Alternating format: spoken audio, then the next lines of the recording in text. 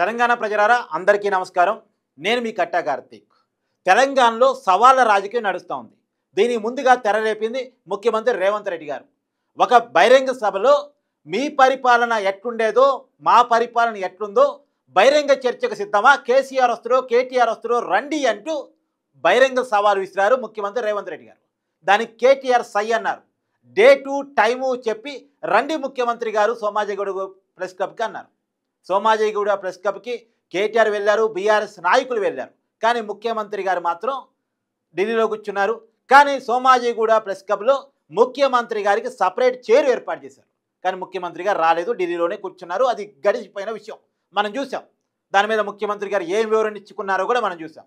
అయితే ఇవాళ కొత్తగా బీఆర్ఎస్ పార్టీ వర్కింగ్ ప్రెసిడెంట్గా ఉన్న కేటీఆర్ గారు ముఖ్యమంత్రి రేవంత్ రెడ్డి గారికి మరొక ఓపెన్ సవాల్ విసిరారు. రేవంత్ రెడ్డి గారు ఫోన్ ట్యాప్ చేపిస్తున్నారు. డిప్యూటీ సీఎం మల్లు భట్టి విక్రమార్కది, మంత్రి పొంగిరెడ్డి శ్రీనివాసరెడ్డిది, ఉత్తమ్ కుమార్ రెడ్డిది ఫోన్ ట్యాప్ చేపిస్తున్నారు. దీని మీద బహిరంగ చర్చకు సిద్ధమా, లై డిటెక్టర్ టెస్ట్కు సిద్ధమా అని ఓపెన్ సవాల్ విసిరారు. సీఎం పదవి ఉంటుందా ఊడుతుందా అనే భయంలో రేవంత్ రెడ్డి గారు ఉన్నారు. తనకి కొంత శత్రువులుగా భావించి నా సీఎం సీట్ని ఎత్తుకుపోయే అవకాశం ఉందని భావించినటువంటి ఈ ముగ్గురు మీద ఫోన్ ట్యాప్ చేపిస్తున్నారు అని చెప్పేసి కేటీఆర్ గారు చెప్పారు. నిజంగా కూడా కాంగ్రెస్లో సీఎం సీటు ఎప్పుడు రేవంత్ రెడ్డి చేతుల్లో ఉంటుందో ఎప్పుడు ఉడుతుందో తెలియదు. కాంగ్రెస్ అధిష్టానానికి రేవంత్ రెడ్డి గారికి చాలా గ్యాప్ వచ్చింది అన్న విషయాన్ని మనం గత కొంతకాలంగా వింటున్నాం. రేవంత్ రెడ్డి గారు ఢిల్లీ పోతే రాహుల్ గాంధీ అపాయింట్మెంట్ కూడా దక్కట్లేదు అన్న విషయాలు కూడా మనం తెలుసుకుంటా ఉన్నాం. ఇంకో విషయం కూడా, జూబ్లీ హిల్స్ టికెట్ పలానా వాళ్ళకి ఇవ్వండి పలానా వాళ్ళకి ఇవ్వండి రేవంత్ రెడ్డి గారు చెప్పడానికి వెళ్తే నేను బాధ్యత తీసుకుంటాను అని కాంగ్రెస్ అధిష్టానాన్ని చెప్తే నువ్వు బాధ్యత తీసుకున్నటువంటి మహబూబ్నగర్ ఎంపీ ఎందుకు ఓడిపోయింది, నువ్వు సిట్టింగ్ ఎంపీగా ఉన్నటువంటి మల్కాజ్గిరి ఎంపీ ఎందుకు ఓడిపోయింది అని కాంగ్రెస్ అధిష్టానం రేవంత్ రెడ్డి గారిని సూటిగా ప్రశ్నించిందంట. అంటే రేవంత్ రెడ్డి గారి మీద కాంగ్రెస్ అధిష్టానానికి ఏమాత్రం నమ్మకం లేదు అనేటువంటి విషయం మనకు అర్థమవుతూ ఉంది. కాబట్టి రేవంత్ రెడ్డి గారిని ఎప్పుడైనా మార్చవచ్చు. నిజానికి సీఎంను మార్చే కల్చర్ కాంగ్రెస్ పార్టీకి ఉంది. మనం కర్ణాటకలో చూస్తూ ఉన్నాం. సిద్ధరామయ్యను మార్చి డీకే శివకుమార్ని పెడతారని, అక్కడ పవర్ షేరింగ్ కోసమే అంటే పవర్ షేరింగ్ ఒప్పందంతోనే సిద్ధరామయ్యకి అప్పట్లో సీఎం సీట్ ఇచ్చారని వార్తలు వింటా ఉన్నాం. ఇక్కడ కూడా అలా చేయరని లేదు. కాంగ్రెస్ గత పరిపాలన చూసినప్పుడు ఒక్క రాజశేఖర్ రెడ్డి గారు ముఖ్యమంత్రిగా ఉన్నప్పుడు తప్ప మిగతా అన్ని సమయాల్లో కూడా 2 సంవత్సరాలకు సీఎం మారేవారు. అది కాంగ్రెస్ కల్చర్. ఇప్పుడు రేవంత్ రెడ్డి గారు నా సీఎం సీటు మారుస్తారు అనే భయంలో మంత్రుల ఫోన్ ట్యాప్ చేపిస్తున్నాడా? నిన్నదాకా రేవంత్ రెడ్డి గారు ఏం చెప్పారు? నా ఫోన్లు ట్యాప్ అయ్యాయి కేసీఆర్ పరిపాలనలో, నా కుటుంబ సభ్యుల ఫోన్లు ట్యాప్ అయ్యాయి, వ్యాపారవేత్తల ఫోన్లు ట్యాప్ అయ్యాయి, సెలబ్రిటీల ఫోన్లు ట్యాప్ అయ్యాయి, హీరోయిన్ల ఫోన్లు ట్యాప్ అయ్యాయి. ఇదే కదా రేవంత్ రెడ్డి గారు, ఆయన అనుచరులు, కాంగ్రెస్ నాయకులు, ఆయనకి తోడుగా ఉండేటువంటి వాళ్ళంతా చెప్పిన మాటలు. మరి ఇప్పుడు రేవంత్ రెడ్డి గారు ప్రభుత్వం నడుస్తూ ఉంది. కేటీఆర్ గారు అనేక సార్లు ఓపెన్గా ఛాలెంజ్ విసిరారు. ఏది తేల్చండి తేల్చండి అని చెప్పేసి. ముందు భుజంగరావు అన్నారు, తిరుపతి అన్న అన్నారు, రాధాకిషన్ రావు అన్నారు, ప్రభాకర్ రావు అమెరికాలోకి వచ్చినాడు, ఆయన వస్తే కానీ విచారణ తేల్చలేమన్నారు. మరి ప్రభాకర్ రావు కూడా వచ్చాడు. ప్రభాకర్ రావు విచారణ స్టార్ట్ కాబట్టి కూడా నెలలు గడుస్తుంది. మళ్ళీ తేల్చిందేది? ఇప్పటి వరకు ఏ హీరోయిన్ అయినా ఏ మహిళ అయినా నా ఫోన్ ట్యాప్ అయింది, నన్ను బ్లాక్మెయిల్ చేశారు అని ఫిర్యాదు ఇచ్చారా? ఏ వ్యాపారవేత్త అన్నా నా ఫోన్ ట్యాప్ అయింది అని కంప్లైంట్ ఇచ్చారా? కేసీఆర్ రాజకీయ వ్యతిరేకులు తప్ప, బీఆర్ఎస్ పార్టీ అంటే పడనోళ్ళు తప్ప, ఒక రాజకీయ నేపథ్యం ఉన్నోళ్ళు తప్ప ఎవరైనా ఒక సెలబ్రిటీ కానీ ఒక వ్యాపారవేత్త కానీ కేసీఆర్ పరిపాలనలో నా ఫోన్ ట్యాప్ అయింది, నన్ను బ్లాక్మెయిల్ చేశారు అని ఒక్కళ్ళని కంప్లైంట్ చేశారా? నిజానికి ఈ 18 నెలల కాంగ్రెస్ పరిపాలనలో 18-19 నెలల కాంగ్రెస్ పరిపాలనలో పలానోళ్ళ ఫోన్ ట్యాప్ అయింది, పలానోళ్ళని కేసీఆర్ ప్రభుత్వం కేటీఆర్ వేధించారు, బ్లాక్మెయిల్ చేశారు అని నిరూపించింది ఏది? ఇవాళ కేటీఆర్ ఓపెన్గా చెప్తున్నాడు, లై డిటెక్టర్ టెస్ట్కు నేను సిద్ధం, నువ్వు సిద్ధమా అని చెప్పేసి రేవంత్ రెడ్డికి బహిరంగ సవాల్ ఇస్తూ ఉన్నాడు. నేను ఆ బయట కూడా మీకు ప్లే చేసి చూపిస్తాను చూడండి. సూటిగా అడుగుతా ఉన్నా, దమ్మంటే మగాడు అయితే చెప్పు, నీ సీటుకు ఎవడెసరు పెడతాడు అని చెప్పి, నీ సీటుకి ఎవడెసరు పెడతాడు అని చెప్పి ఇవాళ డిప్యూటీ సీఎం భట్టి విక్రమార్క, అదేవిధంగా రెవెన్యూ మంత్రి పొంగులేటి, అట్లాగే ఉత్తమ్ కుమార్ రెడ్డి ఇరిగేషన్ మంత్రి, వీళ్ళ ఫోన్లు నువ్వు ట్యాప్ చేయట్లేదా ఈరోజు? చెప్తావా? నీ మనవాడి మీద ఒట్టేసి చెప్తావా బయటకు వచ్చి నేను ఇలా ఫోన్లు ట్యాప్ చేయట్లేదని? రాష్ట్రంలో వేలాది ఫోన్లు ట్యాప్ చేస్తున్నమాట వాస్తవం కాదా? చెప్తావా? లై డిటెక్టర్ ముందు కూర్చొని చెప్తావా? మగాడి అయితే రా బయటకు వచ్చి ఒట్టేసి చెప్పు దమ్ముంటే. చేసేది దౌర్భాగ్య పనులు, గలీజ్ పనులు, మీదికెళ్ళి పెద్ద పెద్ద మాటలు.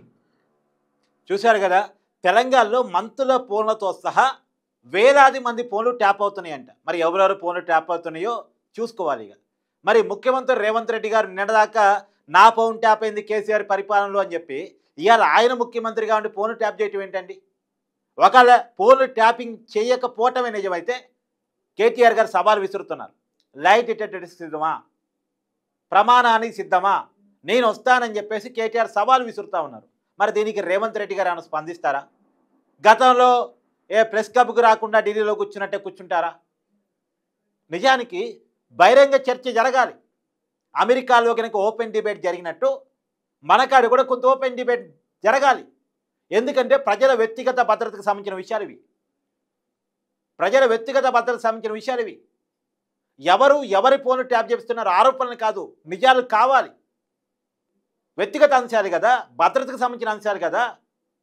కాబట్టి ఖచ్చితంగా ఈ విషయాలు ప్రజలకు తెలవాల్సిన అవసరం ఉంది ముఖ్యమంత్రి రేవంత్ రెడ్డి గారు. నిన్నదాకా మా ఇంట్లో ఉన్న వాళ్ళ ఫోన్లు కూడా ట్యాప్ అయ్యాయని ఆరోపించారు రేవంత్ రెడ్డి గారు. ఇక ఏకంగా మంత్రుల ఫోన్లు ట్యాప్ చేపిస్తున్నారు అంటే నిజంగా కూడా ముఖ్యమంత్రి పదవి అనే ఉంటుందా ఊడుతుందా అనేటువంటి భయంలో ఎప్పటికీ కాంగ్రెస్ పార్టీలో ఉన్న నాయకులు ఉంటారు. అది రేవంత్ రెడ్డి గారి కాదు, ఎవరున్నా ఉంటారు. ఒక రాజశేఖర రెడ్డి గారు మినహాయిస్తే ఆయన ఆ హోల్డింగ్ తెచ్చుకోగలిగారు. రేవంత్ రెడ్డి గారికి ఆ హోల్డింగ్ లేదు. ఇలా కాంగ్రెస్ పార్టీలో ఏకంగా రేవంత్ రెడ్డి గారే ఒక ఛానల్లో చెప్పడం మనం విన్నాం. మంత్రులు సహకరించట్లేదు, ఎమ్మెల్యేలు సహకరించట్లేదు, ఎమ్మెల్యేలు మాట వింటలేదు. ఇలా రేవంత్ రెడ్డి గారిని ఒక మాట అంటే మంత్రులు ప్రెస్ మీట్ పెట్టే పరిస్థితి కూడా లేదు రేవంత్ రెడ్డి గారి సపోర్ట్గా. పైగా కాంగ్రెస్ పార్టీలో ఎవరికి వాళ్ళు నేనే ముఖ్యమంత్రి అనుకునేటువంటి కల్చర్. ఇవాళ పొంగులేటి శ్రీనివాసరెడ్డి రేపు రాబోయే కాలంలో నేనే ముఖ్యమంత్రి అని ఆయన క్యాడర్కి ఓపెన్గా చెప్పుకుంటున్నాడంట. ఖమ్మంలో జరిగే సభల్లో పొంగులేటి సీఎం అని నినాదాలు కూడా వస్తున్నాయంట. మరి బట్టి విక్రమార్క నేనేం తక్కువ నేను సీనియర్ నాయకుడిని. నిజానికి వీళ్ళంతా కూడా బట్టి విక్రమార్క కానీ ఉత్తమ్ కుమార్ రెడ్డి కానీ రేవంత్ రెడ్డికి సీఎం సీట్ ఇచ్చేటప్పుడే కాంగ్రెస్ అధిష్టానం దగ్గర పేచీలు పెట్టారు.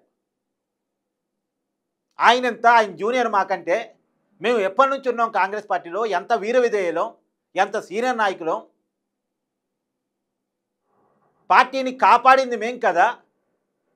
ఆయన తెలుగుదేశం నుంచి వచ్చిన వ్యక్తి, ఆయన్ని పీసీ అధ్యక్షుని చేశారు, ఎంపీని చేశారు, సరిపోదా? ముఖ్యమంత్రి ఇవ్వాలా? అంతకన్నా సీనియర్లో ఇంత ఉన్నాం కదా, ఉమ్మడి రాష్ట్రంలో మంత్రులుగా పనిచేసిన వాళ్ళు ఉన్నాం కదని ఉత్తమ్ కుమార్ రెడ్డి గారు తన డేటా మొత్తం చెప్పారట.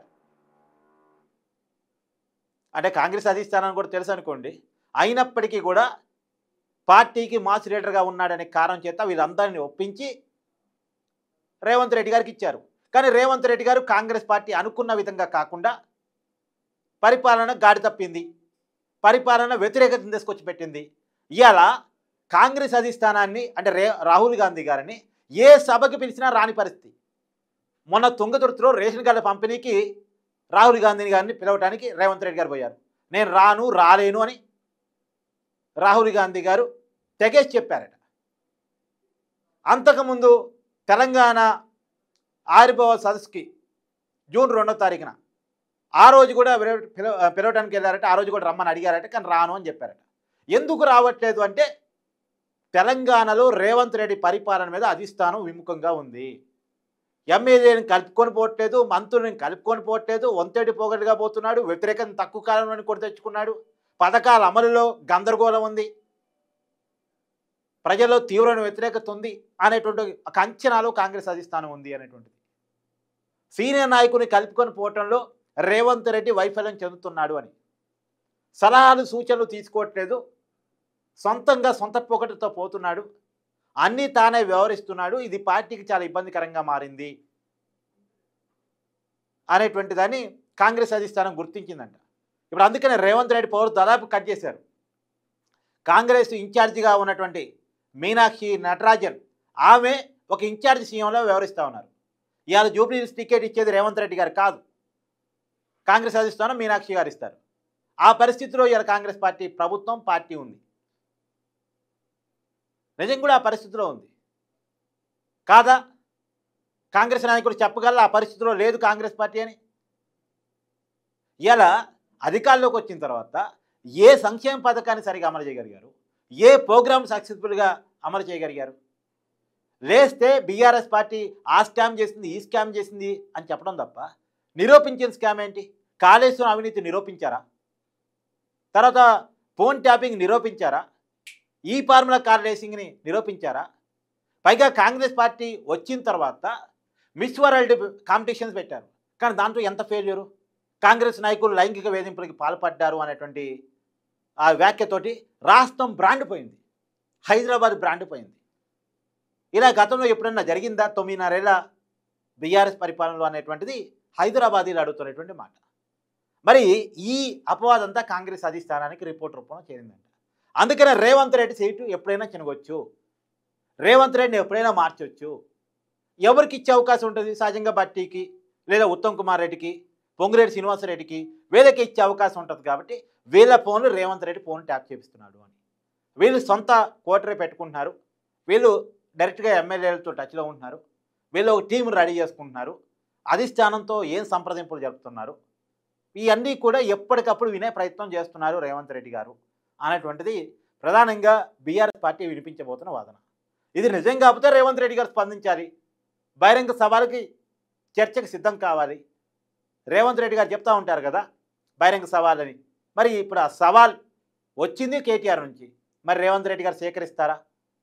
సేకరించలేకపోతే మౌనం అర్ధాంగీకారం అన్నట్టు ఒప్పుకుంటారా? చూద్దాం.